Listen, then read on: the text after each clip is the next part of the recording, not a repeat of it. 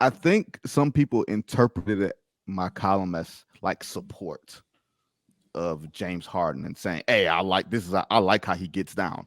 I understand a lot of people rolling their eyes, but who's going to turn down $35 million when you thought that you were going to get the full max bag to take a mid-level exception, which I'm not even sure the Clippers had this off. Right. They had like a veterans minimum deal. Like, Right. who's going to take a $30 million pay cut? Like that, this doesn't seem, feasible. And my point on James, just as a whole, is I don't know if there's anybody to root for when you've got James on one side and Daryl Morey on the other.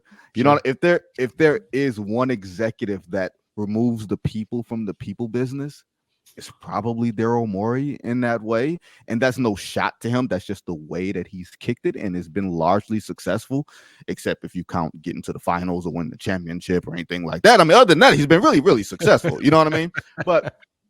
But for James, I think we all looked at it and thought, if there's one player who's going to get his way this summer, it's going to be Damian Lillard, because he's been the model employee, because he had such a great relationship. So we thought with the Portland Trailblazers, the city of Portland, and he had all the public, lack of better phrase, a goodwill with the public that made it seem like he would get to his destination after being the model citizen for so many years. While James has been a change my mind, I'll go here, I'll stay here. No, I won't. I want to go somewhere else. And I tried to zoom in a little bit on each of those individual situations, while also saying it's only about 6 or 7 players in the league. As great as this league is with talent, it's maybe 6 or 7 guys that can go to their front office and say, "Get me out of here, and here's where I want to go." Damian Lillard was all NBA last year and couldn't even get to where he wanted to go. You know what I mean? Like, and that's been a change in how we've seen NBA business conducted. So I think player empowerment, A, is a myth, and B, the whole thing about the pendulum swinging the other way, that's kind of a myth too.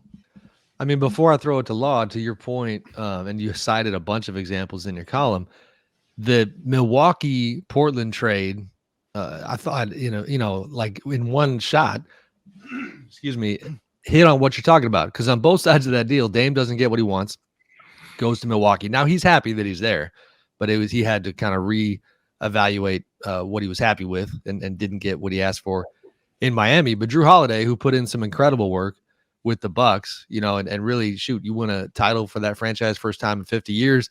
You should be building a statue for this guy. Instead, you're shipping him out to Boston. And his wife, Lauren, obviously put a very heartfelt social media message out talking about the impact of trades on players and the dehumanization of some of these guys.